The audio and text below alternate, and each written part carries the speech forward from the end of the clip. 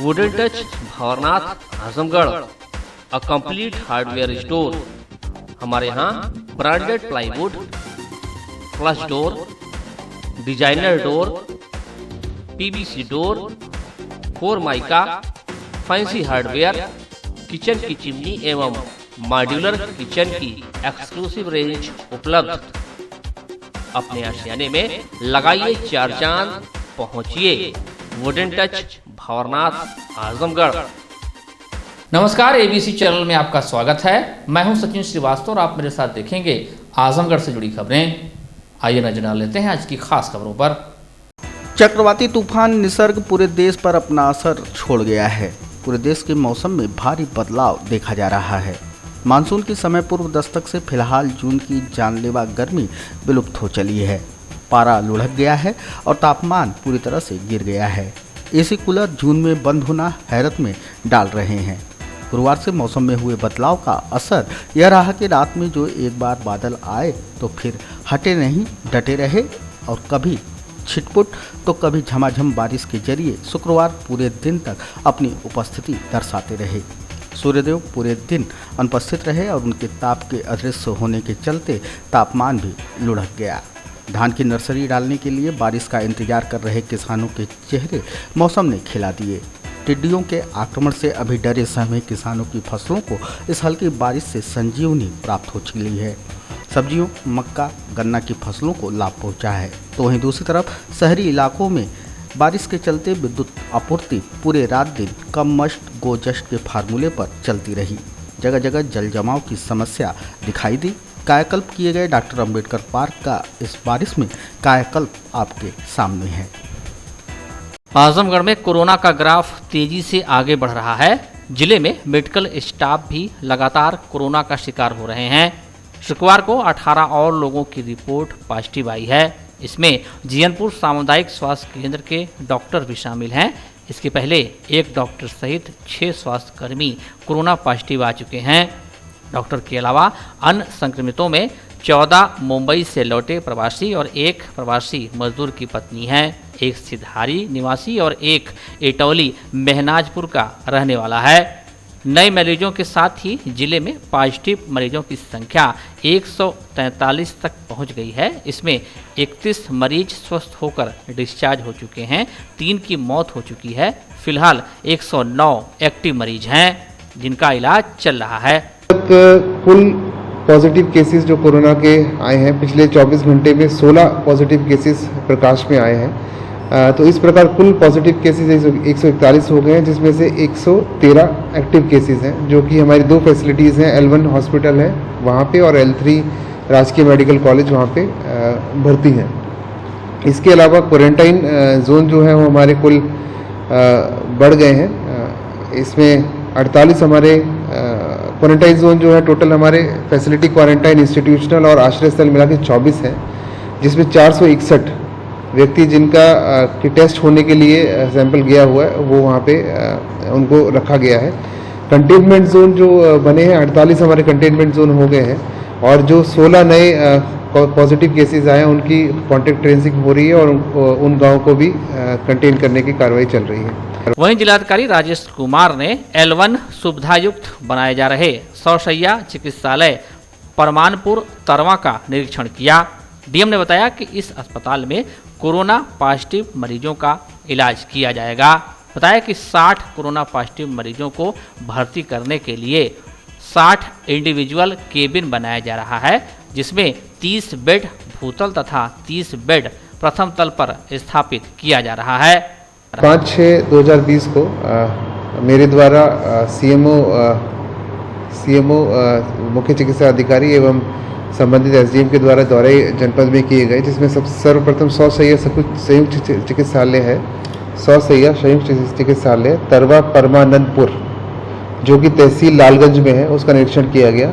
इसको specially isolation ward की तरह तैयार किया जा रहा है और हर एक बेड को टोटली अलग किया गया है, हर एक बेड के लिए अलग कंपार्टमेंट बनाया गया है। तो इस तरह 60 कंपार्टमेंट वहाँ पे बन रहे हैं जो पूर्णतः आइसोलेटेड होंगे। इसमें जो पॉजिटिव केसेस आएंगे या संदिग्ध केसेस होंगे जिनकी जांच होने के लिए रिपोर्ट गई होगी, उनको इसमें रखा जाएगा। तो वहाँ पे अच्छी व्यवस्था ये करी जा रही है कि वहाँ पे सबको बिल्कुल सेपरेट रखा जाएगा, जिससे कि संक्रमण एक जगह एक व्यक्ति से दूसरे व्यक्ति में ना फैल सके। वहाँ पे 15 तारीख तक हम ये कार्य पूरा कर लेंगे और बाकी व्यवस्थाएं भी वहाँ पे CMS जो थे उनको करने के लिए बोल दिया गया है, जैसे कि जनरेटर की व्यवस्था हो और बाकी जो भी व्यवस्थाएं वहाँ पे करनी है उसको संचालन करने के लिए वो निरीक्षण के लिए उनको बता दिया गया है। इसके साथ ही facility quarantine centre Gopalpur RK inter college Gopalpur में है, जो कि मेहनगर तहसील में पड़ता है, उसको विजिट किया गया। वहाँ पे कुल 30 लोग क्वारंटाइन थे, जिनका कि पूछा गया तो उनको व्यवस्था संतोषजनक उन्होंने बताई गई। इसके अलावा कंटेनमेंट जोन ग्राम सिंहपुर सरैया थाना तरवा में पड़ता है, उसका निरीक्षण किया गया, जो कि अभी कल ही कोविड के जो पॉजिटिव केस आए हैं वो उस गांव से भी एक केस आया है, तो उसका निरीक्षण किया गया। तो वहाँ देखा गया कि वहाँ पे पुलिस व्यवस्था जो थी उसको और सुदृढ़ करने के लिए निर्देश दिए गए हैं कि किसी भी तरह से कंटेनमेंट जोन से बिना बाहर लोग आ पाए, ना ही उसमें अंदर आ पाए। तो व्यवस्था के लिए वहाँ पे कहा गया है।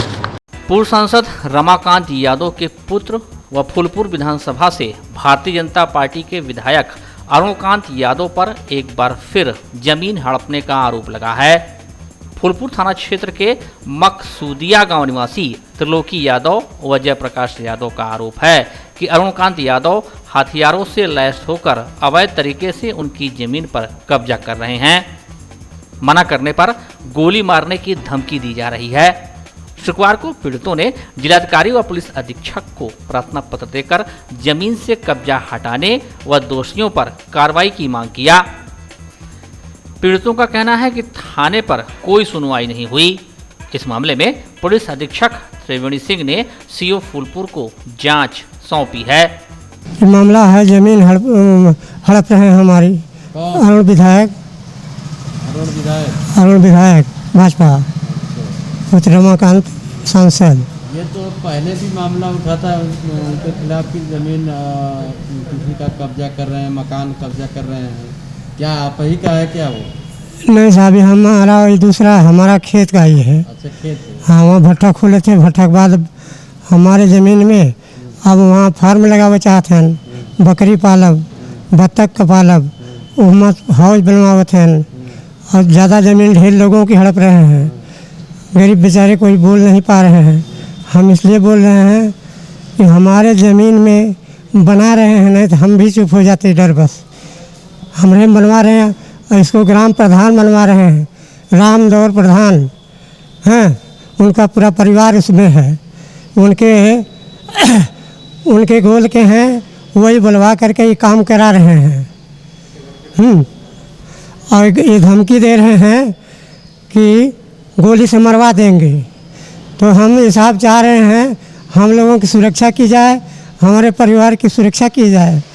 और ये जो ग्राम प्रधान जो आड़ से तीर चला रहे हैं, यह जो है इनके प्रति कार्रवाई किया जाए, इनके ऊपर FIR किया जाए, इनके परिवार के ऊपर जो कब्जा है। और हमारा कब्जा जो है खाली करा करके पूरी वहाँ से हटा करके हमारा एकदम ज़मीन खाली किया जाए, हम अपनी खेती करेंगे। किसके द्वारा दिया जा रहा है जी?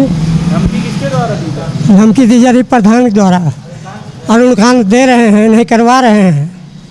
मामला सर है कि हमारी भूमधरी ज़मीन है और 1 एकड़ 360 कड़ी का है। उस भूमि पर जो है ये अरुण यादव विधायक अपना कब्जा दीवार बनवा के बाउंड्री करवा रहे हैं मौके पे। और आज बाउंड्री कराए 8 दिन हो गया। हम लोग गए वहाँ, माने नहीं और कह रहे हैं कि यहाँ से हट जाओ, नहीं तो जो है गोली मार देंगे जो है। और इसके बाद वहाँ से हम लोग चले आए। आने के बाद जो है ADM साहब से मिला गया। ADM साहब जो है एप्लीकेशन जो कोतवाल को दिए। कोतवाल से फिर हम लोग गए चौकी इंचार्ज जो हमारे अंबारी के हैं। इसके बाद आज तक कोई कार्रवाई नहीं। फिर कल सर जो है ADM साहब से मिला गया। ADM साहब के एप्लीकेशन लिए, अब क्या उस पर आदेश किए ये नहीं पता सर है। फिर सर आज मंडल आयुक्त साहब से और एसपी साहब से जो है मुलाकात हुई। उन्होंने कहा कि भाई ऐसे कैसे होगा, जो है जाइए। और आज एसडीएम साहब को फ़ोन से बात भी की। हम सर यही चाहते हैं कि हमारी ज़मीन जो है वो जो एक कब्जा कर रहे हैं, इससे जो है वो कराया जाए। और इनका वहाँ 1 इंच नहीं है ये। और गरीब किसान जो है बेचारे डर के मारा नहीं आ रहे हैं, क्योंकि निर्माण हमारे ही ज़मीन में चल रहा है।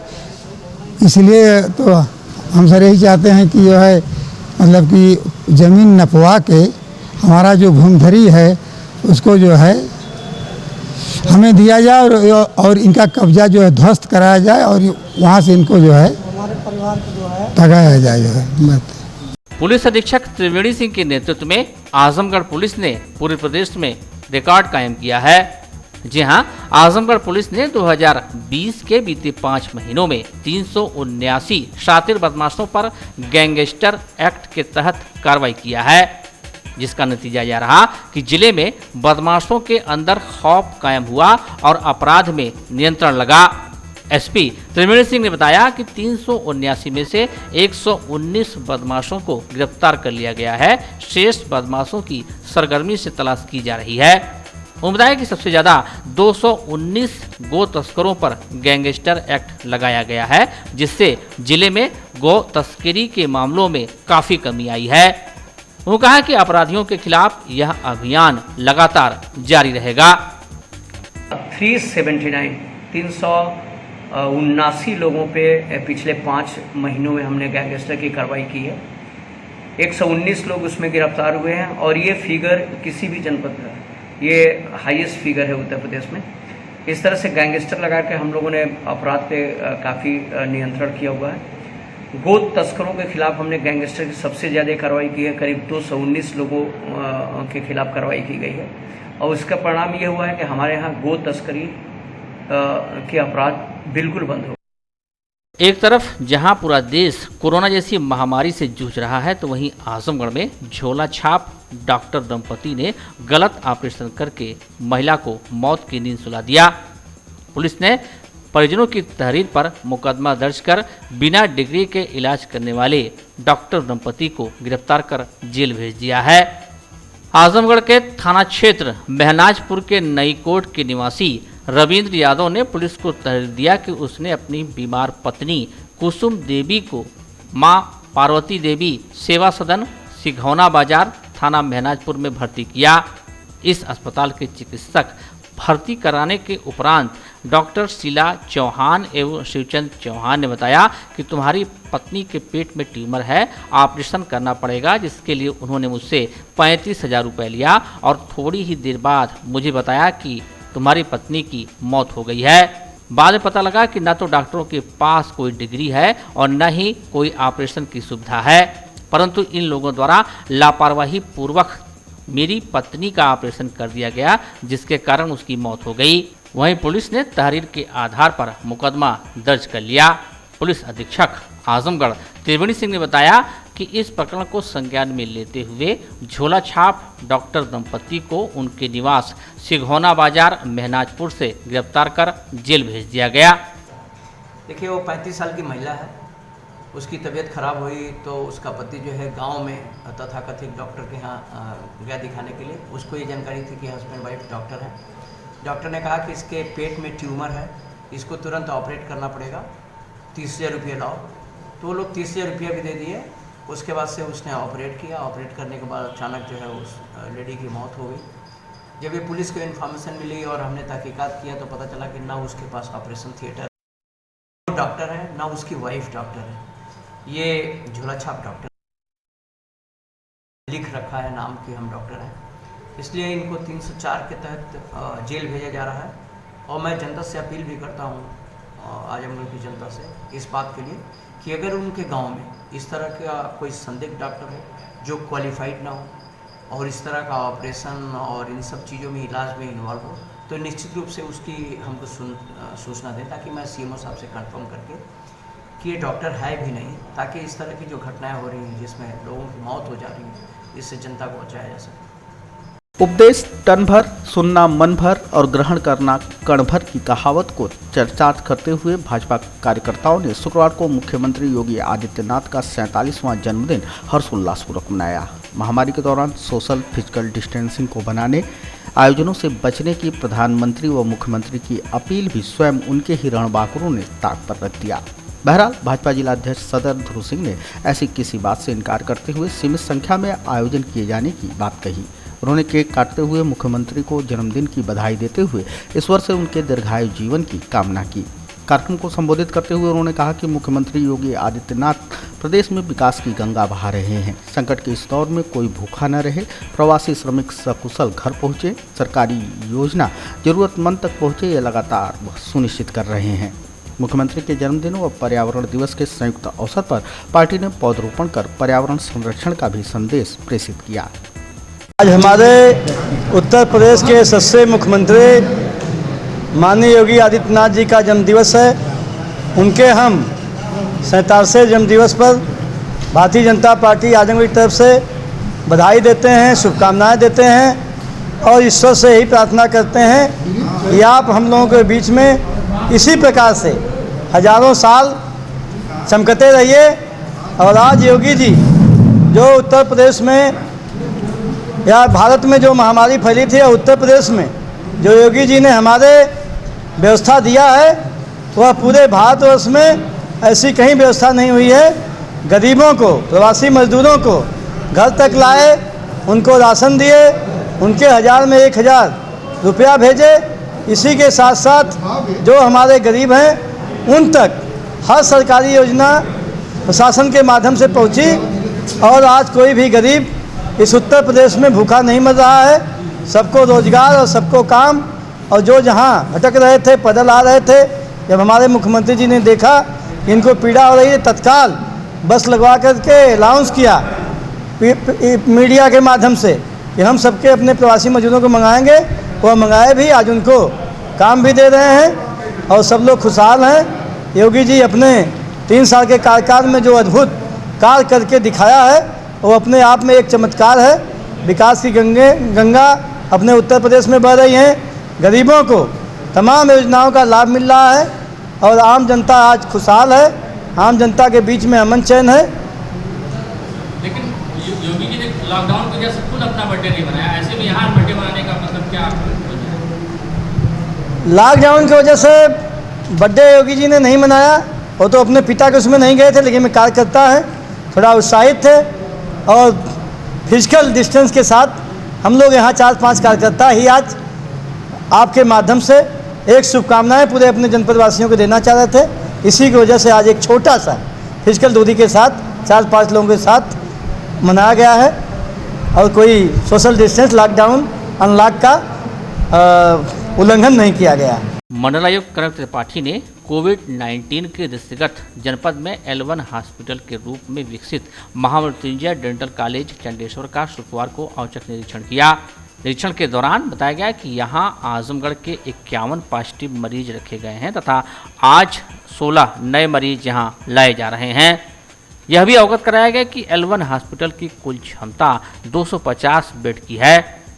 मंडलायुक्त द्वारा जनपद के अन्य पॉजिटिव मरीजों के संबंध में पूछे जाने पर अपर निदेशक स्वास्थ्य डॉक्टर NL यादव ने बताया कि शेष मरीज राजकीय मेडिकल कॉलेज चक्रपानपुर में रखे गए हैं, जिनमें से नॉन सीरियस मरीजों को यहां शिफ्ट किया जाना है।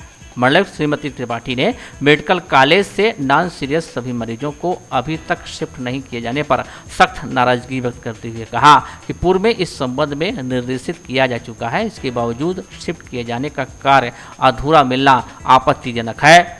उन्होंने मौके पर ही राजकीय मेडिकल कॉलेज की प्रधानाचार्य से वार्ता कर वहां पर जनपद के कुल भर्ती मरीजों के संबंध में जानकारी ली तो अवगत कराया गया कि यहां आजमगढ़ के कुल 47 मरीज भर्ती हैं, जिनमें से अधिकांश नॉन सीरियस हैं।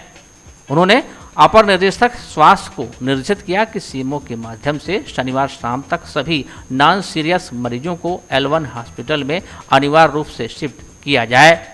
आगाह किया कि यदि निर्धारित अवधि में कार्य पूरा नहीं किया जाता है तो संबंधित का उत्तरदायित्व निर्धारित कर उनके विरुद्ध कार्रवाई की जाएगी। मंडलायुक्त त्रिपाठी ने निरीक्षण के समय हॉस्पिटल में साफ सफाई, पेयजल, भोजन आदि की व्यवस्था चुस्त दुरुस्त पाए जाने पर संतोष व्यक्त किया। उन्होंने मौके पर उपस्थित deputy CMO doctor AK Singh एवं L1 हॉस्पिटल प्रभारी डॉक्टर धनंजय पांडे को निर्देशित किया कि निरंतर सतर्क दृष्टि रखी जाए, किसी प्रकार की असामान्य परिस्थिति उत्पन्न होने पर तत्काल उच्चाधिकारियों को अवगत कराएं। प्रदेश अध्यक्ष अजय कुमार लल्लू की रिहाई के लिए कांग्रेस 6 जून से सेवा सत्याग्रह और हर जिले में अजय लल्लू की महारसोई संचालित करने जा रही है। इस महाअभियान की थीम सेवा की होगी विजय, हम सब में लल्लू अजय रखी गई है। कांग्रेस के जिला अध्यक्ष प्रवीण कुमार सिंह ने इस आशय की जानकारी प्रेस वार्ता के माध्यम से दी। उन्होंने बताया कि कांग्रेस का सिपाही मजदूरों का भाई नारे के साथ सूबे में कांग्रेस जन 25 लाख जरूरतमंदों को भोजन वितरित करेंगे। उन्होंने कहा कि सरकार गरीब विरोधी है, गरीबों की मदद व सेवा कर रहे उनके प्रदेश अध्यक्ष की गिरफ्तारी उसका यह चरित्र सामने आ चुका है। बसों पर की गई राजनीति ने उसके इस चरित्र को स्पष्ट किया है। इस अभियान के दौरान कांग्रेस प्रदेश सरकार की द्वेषपूर्ण राजनीति को भी जनता के समक्ष उजागर करने का काम करेगी। ये प्रदेशव्यापी कार्यक्रम के तहत आज 2 बजे प्रत्येक जिले में हर जिलाध्यक्ष को प्रेस वार्ता करनी। इसका उद्देश्य ये है कि आप सब जानते हैं कि देश में कोरोना महामारी जिसका संक्रमण गांव तक पहुंच चुका है, इसकी शुरुआत में जब देश के प्रधानमंत्री ने अपील की थी, इसके लिए पहले भी मैं बता चुका हूं कि उस अपील का हम सब ने सम्मान किया।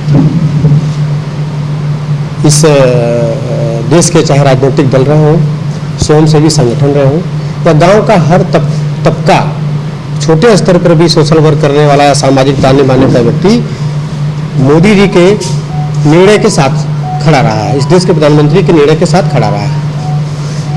और हम सब ने मनाया, पूरे समाज ने मन बनाया कि हमको बगैर राजनीति के सहयोग करना है, क्योंकि मानवता संकट में है। अगर हम एक दूसरे के सहयोग में नहीं खड़े होंगे तो एक अच्छा एग्जाम्पल नहीं जाएगा। उसी क्रम में हमारे उत्तर प्रदेश में, क्योंकि हमारे उत्तर प्रदेश की प्रभारी ऑल इंडिया कांग्रेस कमेटी की राष्ट्रीय महासचिव उत्तर प्रदेश के प्रभारी श्रीमती प्रियंका गांधी जी हैं, हम लोगों की नेता है। हमारे प्रदेश अध्यक्ष अजय कुमार लल्लू जी हैं, वो निरंतर सेवा कर रहे थे। 90 लाख लोगों को जो कम्युनिटी किचन के माध्यम से, साझी रसोई के माध्यम से लोगों को भोजन वितरित किया जा चुका था। लगभग 10 लाख लोग जो अन्य प्रदेशों में रह रहे थे, हमारे यहाँ जो corona fights corona Congress group बना था, जिसको खुद प्रियंका जी जिसके एडमिन थी, उसके माध्यम से 10 लाख लोगों को राहत अन्य प्रदेशों में पहुंचाई जा चुकी थी। उसका एग्जाम्पल आजमगढ़ में भी है। करीब कम से कम 50-100 लोगों को हमने भी अन्य प्रदेशों में मदद पहुंचवाई, उसी अपने ग्रुप के माध्यम से। प्रियंका जी के निर्देश पर 51 लोगों की हमारे यहाँ भी एक कांग्रेस के सिपाही नाम से टास्क फोर्स का गठन किया गया था, जो अपनी क्षमता अनुसार मदद कर रही थी। यहाँ तक कि प्रदेश कांग्रेस कमेटी खुद ब्लड जाके दे भी रहे थे जरूरतमंदों को, खुद रसोई में खाना बना रहे थे, लोगों का सहयोग कर रहे थे। जब लॉकडाउन फोर्स शुरू हुआ और सरकार ने मन बनाया, सरकार को लगा कि जो पहले राहुल जी कह रहे थे कि लॉकडाउन पूरी तैयारी के साथ नहीं था, ऐसे में जो मजदूर हैं उनका घर पहुंचाना आवश्यक है, क्योंकि उनको विश्वास सरकार से उठ गया, वो परेशान हो रहा है। जिन फैक्ट्रियों में काम कर रहे हैं तो उन फैक्ट्रियों में उनको मदद नहीं हो पा रही है, खाने बगैर उमड़ रहा है, सरकारें बहुत बढ़िया से ध्यान नहीं दे पा रही हैं।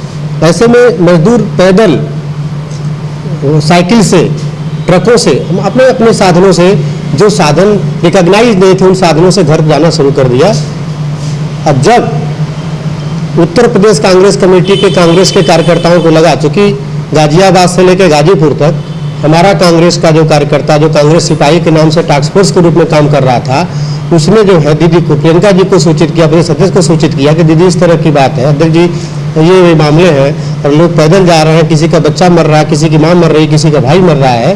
तब 1000 बसों का इंतजाम किया गया। और आप सब लोग को मालूम है कि 1000 बसों में 879 बसें तो पूरी तरीके से, जिनका फिटनेस, इंश्योरेंस, चालक, परिचालक सब कुछ सही था, सही पाया गया। इन्होंने कभी लखनऊ बुलाया, कभी आगरा बुलाया और इतना परेशान किया, इतना हैरेस किया कि सेवा करने वाले के साथ इस तरह का मजाक, क्रूर मजाक सेवा करने वाले के साथ कम था। मैं कहूँगा कि देश के गरीबों के साथ, श्रमिकों के साथ कहीं ज़्यादा था, कि हम तो श्रमिकों की सेवा करना चाहते थे।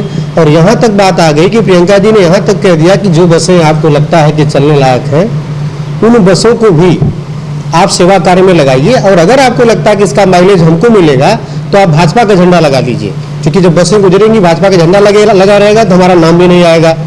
आपने वो भी नहीं किया। 65 बसें स्कूल बसें थी।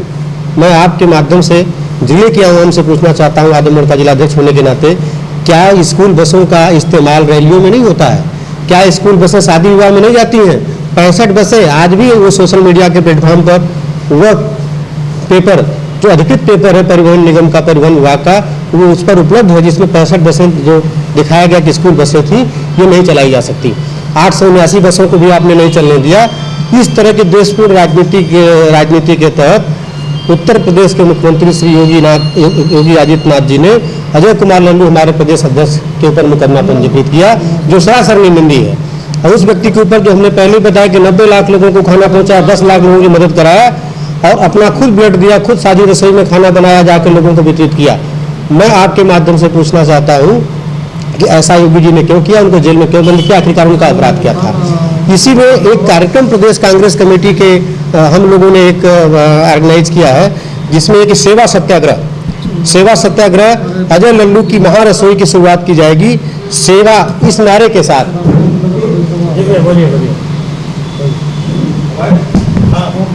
इस नारे के साथ कि सेवा की होगी विजय, सेवा की होगी विजय, हम सब में लल्लू अजय। ये नारा है कि सेवा की होगी विजय, हम सब में लल्लू अजय। सेवा सत्याग्रह की थीम के साथ 6 से 12 तक 25 लाख लोगों को भोजन वितरित करना है। कांग्रेस का सिपाही मजदूर का भाई महाअभियान का नारा रहेगा। अब 90 लाख बाकी तो बता ही चुका मैं। इस महाअभियान में सेवा सत्याग्रह का पोस्टकार्ड भी हम लोग जो है जारी करेंगे। उसको सोशल मीडिया के माध्यम से हम लोग एक कैंपेन चलाएंगे कि उनकी रिहाई की जाए। साथ ही 10 लाख पोस्टर हम लगवाएंगे कि अजय लल्लू को जेल से रिहा करो, अजय लल्लू को जेल से रिहा करो, क्योंकि उस गरीब मजबूर मजदूर को, उस श्रमिक को, जो इस देश की नींव है, इस देश के विकास की नींव है, इस देश की रीढ़ है, उस तक यह बात जाए कि जो आपके साथ खड़ा है उसको जेलों में बंद किया जा रहा है। आखिर उसका अपराध क्या है? अगर आपके साथ खड़ा होने वाले व्यक्ति को जेलों में भेजा जाएगा तो मैं समझता हूँ कि हम तो साहस, हमारे अंदर साहस है। हम एक राजनीतिक दल है, हमने आज़ादी की लड़ाइयाँ लड़ी हैं और जीती हैं। हमने हमेशा इन लोगों के खिलाफ, जिन लोगों ने अंग्रेजों के साथ रहने का काम किया, इनको हमने हमेशा नोटिस भी नहीं लिया, क्योंकि हम जानते थे कि आएंगे तो यही करेंगे जो आज कर रहे हैं। इन्होंने सबसे पहले सोशल डिस्टेंसिंग नारा दिया, लेकिन सोशल डिस्टेंसिंग से ज़्यादा महत्वपूर्ण फिजिकल डिस्टेंसिंग है, फिजिकल डिस्टेंसिंग है। तो हम लोग आज आपको बताने का उद्देश्य था कि हम लोग जिन कार्यक्रमों को बताया, इन कार्यक्रमों की शुरुआत कल 6 तारीख से करने जा रहे हैं। पूरे आजमगढ़ जनपद में 4 जगह रसोई की शुरुआत की जाएगी। एक मार्टिनगंज में, फूलपुर में, सगड़ी में और एक आजमगढ़ शहर में। लगभग हम लोगों का पूरे प्रदेश का 25 लाख का लक्ष्य है।